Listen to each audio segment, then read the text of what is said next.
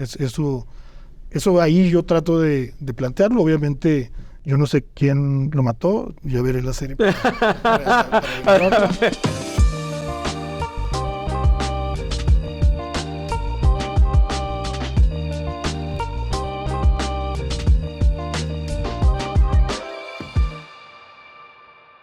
Hola, ¿qué tal? Soy Javier Risco y esto es El Extra. Y hoy vamos a hablar de ¿quién lo mató? Me gustaría hacerles una pregunta.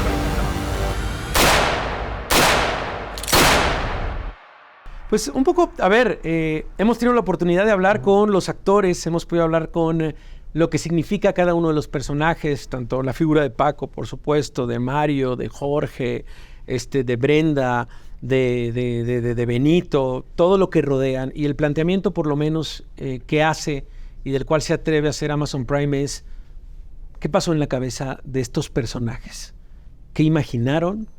Y esto que imaginaron, tratemos de ponerlo en la pantalla, tratemos también de ver las diferentes líneas de investigación, y es un poco hacer un equilibrio entre no quién se acerca más a la verdad, sino cómo se busca la verdad en un caso tan icónico como es el asesinato de Paco Stanley. ¿Es el objetivo alcanzar la verdad? ¿Es el objetivo exponer lo que sucedió? ¿Qué sucede con quién lo mató en esta serie de Amazon Prime, Beto? Pues sí, o sea, cuando tú empiezas haces una pequeña entrada a internet, o sea, muy inocente, en la que empiezas tú a poner en Google información y empiezas a leer y a ver. Todos los personajes se dedicaron por años a dar entrevistas y hablar en programas del suceso. Entonces hay como una ventana de información que después de estar una hora, 2 horas de estar ahí, estar viendo, la confusión entre los hechos es abrumadora. O sea, es impresionante cómo el mismo evento es contado por diferentes voces tan distintas una de la otra. Entonces, yo como director, cuando estás tú haciendo las tramas de la ficción y los arcos dramáticos y buscando los puntos de giro, historias como esta son tan surrealistas y tan complejas que son como un regalo cuando quieres plantearlas en una dramatización, ¿no? Entonces, el caso es, por las situaciones en las que se dio y la época en la que se dio, se vuelve como súper interesante y súper entretenido simplemente de leer. Y ahora imagínate si lo puedes pasar a un guión, y entonces ahí es donde yo ya entro y digo, bueno, ¿de qué manera puedo hacer esto que enganche al público y que al mismo tiempo pues tenga la misma experiencia que yo tuve cuando empecé a entrar al tema, ¿sabes? Que es como abrumadora porque es surrealista, o sea, sí superó la realidad, la ficción. Sí, te tomó mucho tiempo también a ti, Diego, justamente tratar de juntar este rompecabezas de voces, de contradicciones, eso como periodísticamente hablando, con el rigor periodístico que tú tienes como documentalista. ¿Cómo fuiste descartando? ¿Cómo fuiste diciendo esto suena verosímil?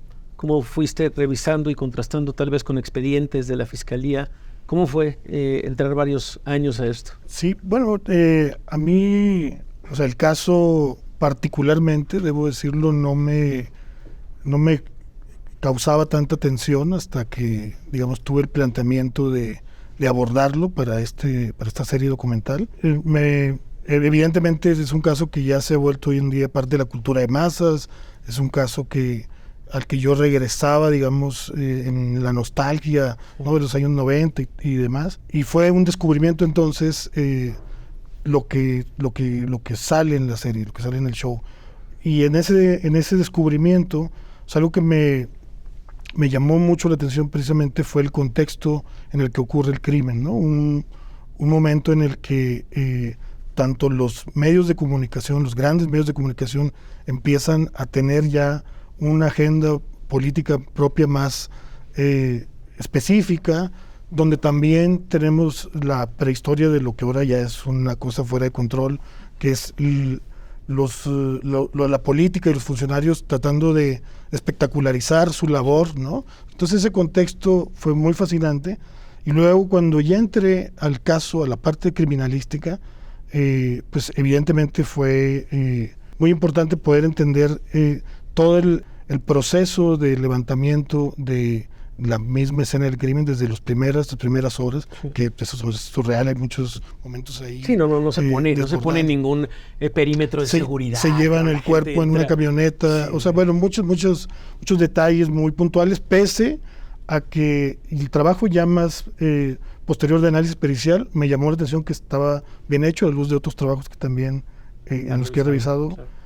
Y ese contexto pues era muy rico para mí, pero en el avanzar en la investigación, después de tener ya yo pues una versión un poco de lo que pasó y un planteamiento de lo que ocurrió, fuimos encontrando también personas involucradas con los hechos que a mí me daban la oportunidad también de desarrollarles una dramaturgia propia en la serie, ¿no? Como Mario Besares, como Brenda Besares, como Erasmo Pérez Garnica Cholo y como Paola Durante, ¿no? O sea, ellos 4 se vuelven también,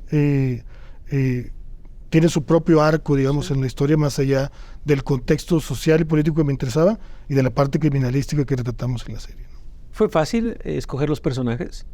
O sea, vaya, a bote pronto dijiste, necesito estas 6 visiones. Pues sí, porque como que se fueron dando muy orgánicamente. O sea, en cuanto vas viendo, obviamente estos personajes son los partícipes o los que se vieron más afectados y que su vida pues, nunca volvió a ser la misma, ¿no?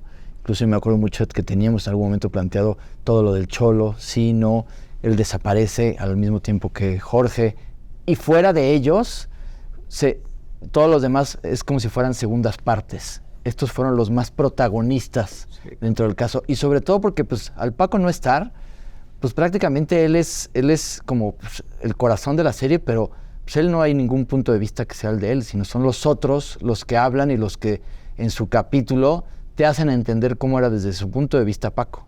No, y perdón, eso es justamente parte de lo que permite justamente jugar la ficción.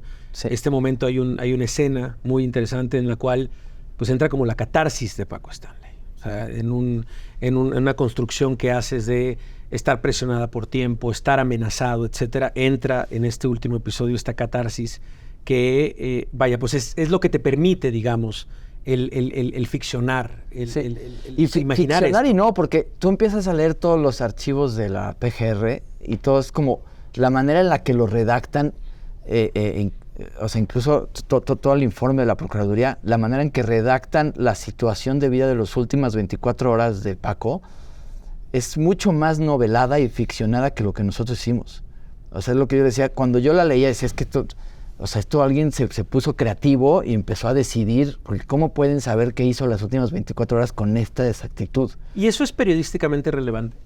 O sea, esas 24 horas en este archivo. O sea, sí, el tema es, y en el caso del documental, no he visto la serie, pero entiendo que son contrapuntos también. O sea, yo en el documental lo que hago es precisamente contrapuntear todo el tiempo las versiones sobre distintos eventos que son controversiales, ¿no? Y hay unos que tomo la decisión de que ya no hay, digamos, que debatir sobre eso y los planteo de una forma más tajante en la historia, pero bueno, sí, son cerca de, o sea, de entrevistas de investigación, nosotros hicimos 200 entrevistas de investigación, a cuadro salen 50 entrevistas más o menos de las que realicé, entonces yo en el documental tengo la posibilidad de construir ese relato más contrapunteado, pues con esta diversidad de testimonios y estos documentos que pueden ser, aunque sean oficiales, claro, pueden ser más ficción que la ficción que hicieron ustedes. Mucho cuando recreamos todo el peritaje afuera del restaurante, tenemos el archivo para hacerlo como lo más antropológico, ¿no? Lo más similar. Y era tan chistoso en cuadro, o sea, que tenían los personajes cuerditas con sus nombres, o sea, que cuando lo pusimos en el set, decía, me echa a perder la escena, cómo se ve no sé si lo tienen ustedes, pero para recrear al Cholo, que es el tirador, se ponen una media, los peritos ahí también.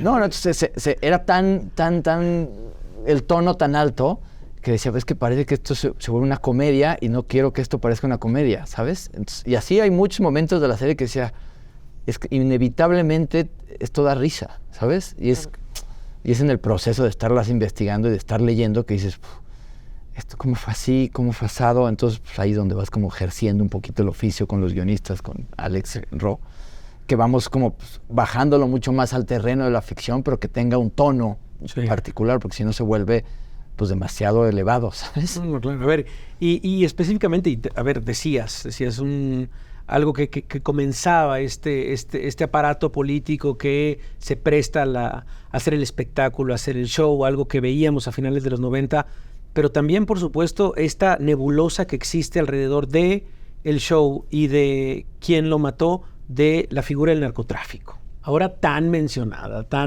vaya, ver una noticia que no tenga que ver con narcotráfico en una primera plana en un periódico nacional es raro. Siempre estábamos hablando de narcotráfico. Narcotráfico era otro tema, se trataba de manera distinta. ¿Cómo era hablar del narcotráfico a finales de los 90, Diego? Sí, o sea, yo tenía justo, yo creo que tres aspiraciones de incidir con el documental, ¿no? Porque a mí sí me importa, digamos, tener ese diálogo con la época en la que salen los trabajos que hago. Y uno precisamente era el de revisar el funcionamiento de la primera Fiscalía Independiente. O sea, recordemos que la Ciudad de México hasta 1997 tiene elecciones y llega Cuauhtémoc Cárdenas, que es oposición, y pone un fiscal pues que viene de Harvard, que tiene un prestigio de haber sido profesor del Colegio de México, y digamos, es nuestro primer fiscal independiente, y este es un caso pues sin duda paradigmático. Entonces me interesaba mucho precisamente revisar esa labor de la Fiscalía, digo, no tan literal, obviamente, con un planteamiento narrativo, pero eso está en el fondo de la historia que cuento ahí. Una de las aristas que para mí son cuestionables, precisamente del manejo que hizo inicialmente la Fiscalía de la Ciudad de México, la Procuraduría de Fiscalía de Samuel del Villar, fue precisamente estigmatizar, ¿no?, con el tema de las drogas, ¿no?, a Paco Stanley, a Mario Besares como consumidores de cocaína, y señalar, digamos, esa línea del narcotráfico cuando no necesariamente era la única que se podía abordar, ¿no? O sea, Paco Stanley tenía pues una constelación de relaciones, de relaciones muy tensas con gente del mundo político, del poder militar, del mundo económico, incluso empresarial, y como que es el primer caso donde el narco es la manera fácil de resolver un crimen que tiene, para mí, aristas mucho más complejas que el narco, ¿no? Eso ahí yo trato de plantearlo. Obviamente yo no sé quién lo mató, ya veré la serie para evitarlo, pero sí entiendo que esa estrategia o ese mal planteamiento de la investigación por parte de la Fiscalía en su momento, pues a partir de meter el mundo del narco como la atmósfera principal, fue desastroso para encontrar la verdad. Sí, llega una catarsis el último episodio, en el cual yo creo que es un episodio en el cual se pone todo sobre una mesa y empiezan a revisar una por una cómo se empiezan a contrastar, cómo se contradicen, cómo no hay tiempos que coinciden, cómo hay imágenes que no tienen nada que ver. Vaya, y creo que lo planteas muy bien en esto que también otra vez te lo permite, que es este hombre solo, que es este procurador, el cual pues ya queda, digamos, en esta soledad de las interpretaciones, que es una gran escena también esa. Sí, que así es como se queda. O sea, también, no olvidemos que el caso, y por lo menos yo así lo recuerdo de primera mano, es el caso más mediatizado de la época. O sea, ahí empiezan como es una especie de reality, donde el programa más visto era el que tenía el contenido del caso.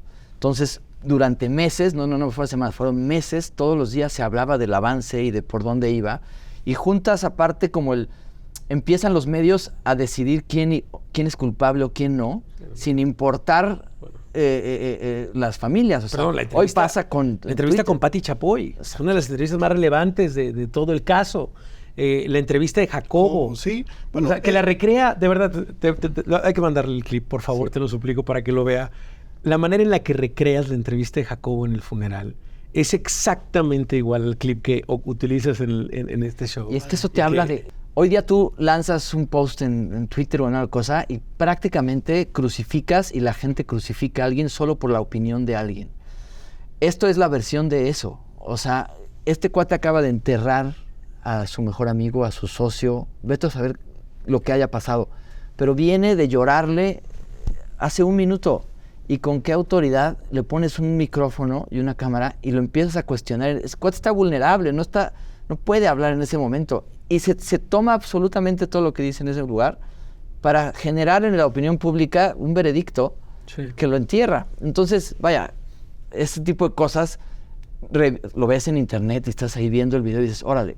Pero cuando vas en la atrás dices, no puedo creer que esto así sucedió. Sí, o sea, es que el fenómeno, o sea, el contexto de la época es muy rico en ese sentido. O sea, Televisa acaba de tener, o sea, acaba de morir el Tigre, se le acaba de llegar Azcárraga Gallán, tiene 32 años, es un joven, está Salinas Pliego en TV Azteca, que tiene 35, 36. También Joven, hay una competencia, o sea, empieza a haber competencia, ya no es el monopolio de Televisa, y entonces en ese afán de competencia también se empieza a llevar a la pantalla géneros que no sé si son buenos o malos, a mí no me encantan, pero que existen, como la nota rosa empieza a llegar a la televisión, la nota roja, así, más amarillista, también llega a la televisión. Entonces, el caso de Paco Stanley, pues evidentemente era un caso que cubría la nota roja por toda la parte de criminalística puntual, el tema del narco y demás y tal, la nota rosa por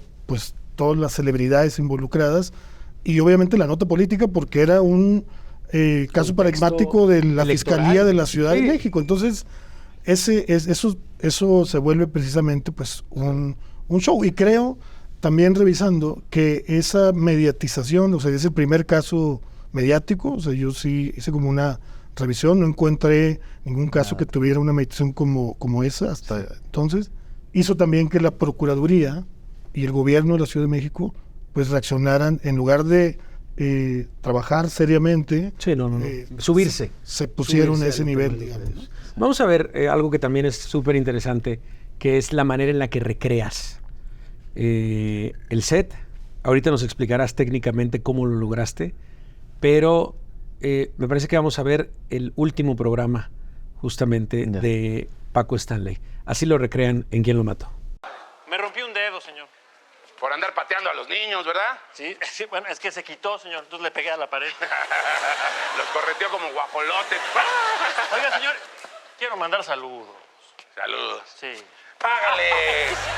Es lo que tienes que hacer. ¡Págales! Pero no son saludos nada más. ¡Págales! Estoy malito de mi dedito, señor.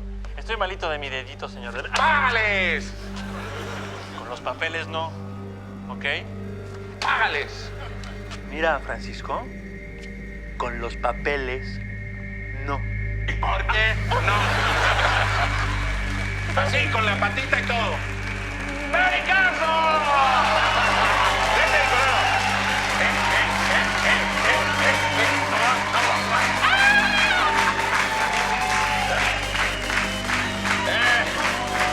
¡Angustias! ¡A la cabina! ¡Ahí los dejo!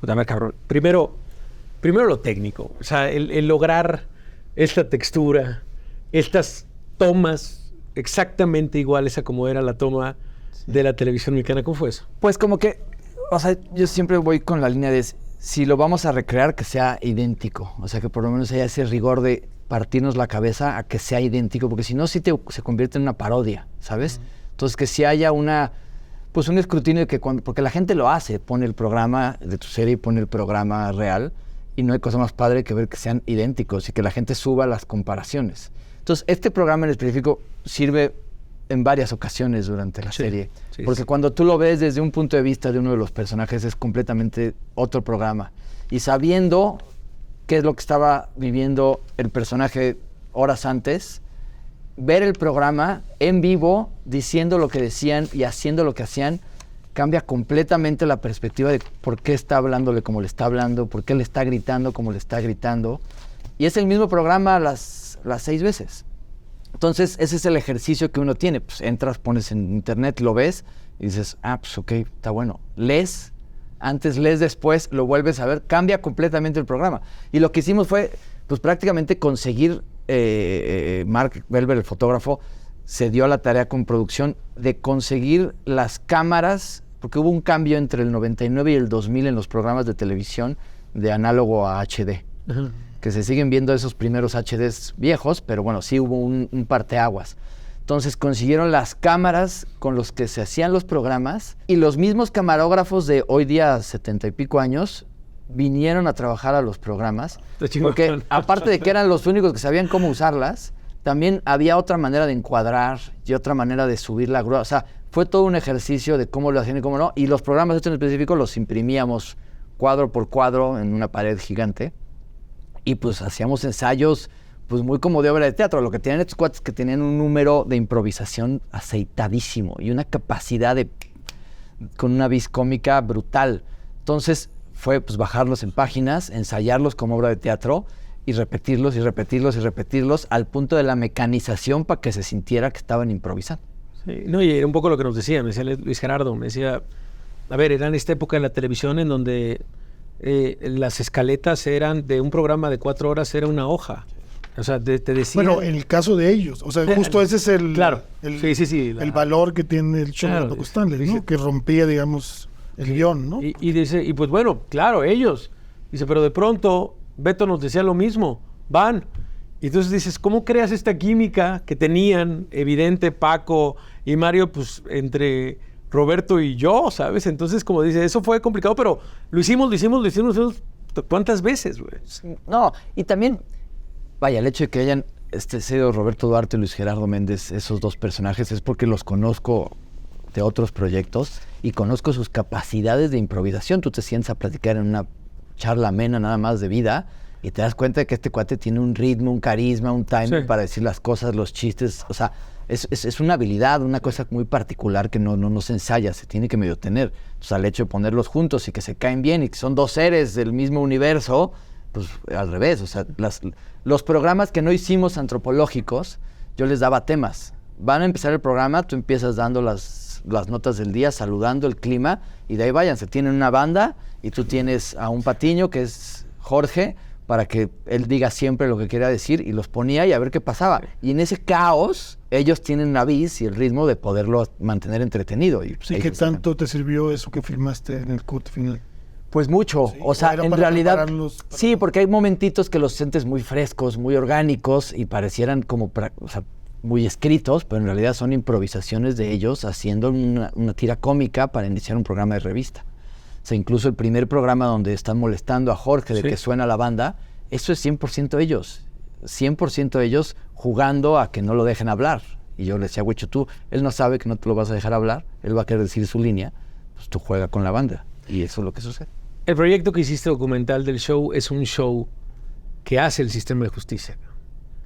Y los medios también. Y los medios también. O sea, lo acabas de decir. O sea, la Procuraduría, en lugar de decir, vámonos por este camino de los comunicados, de tratar de entender esto como una investigación seria, se sube también a estas conferencias. Las televisoras y la Procuraduría querían rating, que era una palabra que ahí, justo en este caso, está emergiendo, ¿no? Esa búsqueda de rating. Porque antes, con el monopolio de Televisa no había esa necesidad, y con el monopolio del PRI tampoco. O sea, había solo una forma de ver las cosas, y entonces, sí, en el afán de rating había una necesidad de llamar la atención. No se compara a lo que vivimos hoy en día, en lo absoluto, pero permanece esa búsqueda de la atención, del rating ahora. Sí, por lo menos está este sistema de justicia. Pues ahora, sí, no. O sea, para mí, o sea, el concepto con el que trabajé es la sociedad del espectáculo de Guy Debord. O sea, él plantea, ¿no? Después de la Segunda Guerra Mundial, pues ya va a ser difícil construir consensos para atacar la desigualdad, para que no haya injusticia. Entonces, lo que hay que hacer es entretener a la masa y para que se contenga esa necesidad de justicia o de equidad, ¿no? Y el entretenimiento es eso. Creo que en el caso de Paco Stanley estalla el concepto de la sociedad del espectáculo como nunca en México hasta ese momento, pero lo que hay hoy en día por las redes sociales, pues es ya... Vamos a ver por lo menos la manera en la que se exagera y la manera en la que tocan una de las escenas que más le costó tiempo, sudor, con una producción espectacular, a mi querido Beto. Ahorita nos lo platica rapidísimo para cerrar esta entrevista. A ver, vamos a verla. ¿Y qué tanto te pone, Espérate. ¿Qué?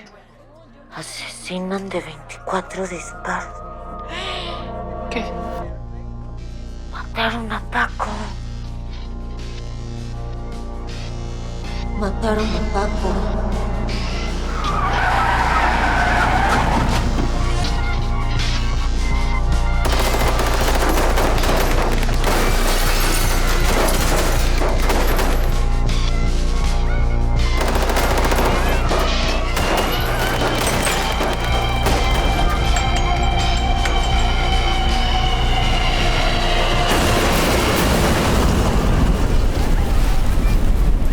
leí 24 disparos y me imaginé, pues una película de Hollywood.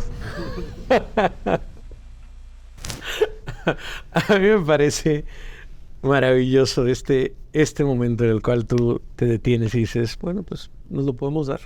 Pues sí, es que tú la escuchas a ella como, y te lo devuelvo lo mismo, no es que yo haya predicado con ella, pones en internet las 70 entrevistas que ha dado y en las entrevistas habla de cómo ella se imaginó o qué pensó que había pasado en cuanto le dicen que había muerto.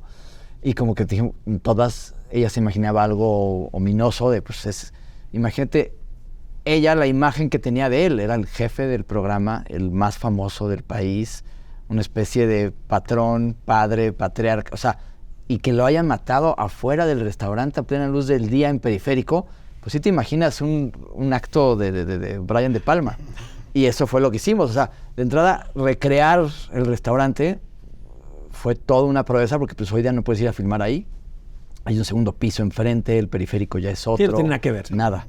Y para trabajar es complejísimo. Entonces recreamos La imaginación de ella. y hicimos el restaurante, se construyó completo. ¿Cómo le llaman? ¿El lago? El Lago de los Sapos. Igual por un tema se tuvo que cambiar el nombre y se llama el Lago de los Sapos, que es mucho, es tan icónico y tiene un patrón distinto de colores, pero visualmente lo tienes tan arraigado que sabes qué es.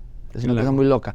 Y en un lugar, en un como especie de traspatio gigantesco, que eran como 200 metros, hicimos 200 metros de periférico, lateral, árboles, porque antes en esa altura de periférico estaba lleno de árboles, donde todos los periodistas se metieron, y construimos completo el restaurante, con baños, barras de cocina, el trompo, todo, pues para poder estar ahí varias semanas. Y esta escena en específico, pues sí había que traer un convoy de stunts y de hacer una escena, una mini escena de acción, pensando, un poco ficcionando qué fue lo que ella pensó en el momento en el que le dijeron eso. A través de este Y eso queda, y pues es también un regalo revisitar el asesinato una serie de veces y ahora verlo como lo vio ella, entonces creo que pues es padre.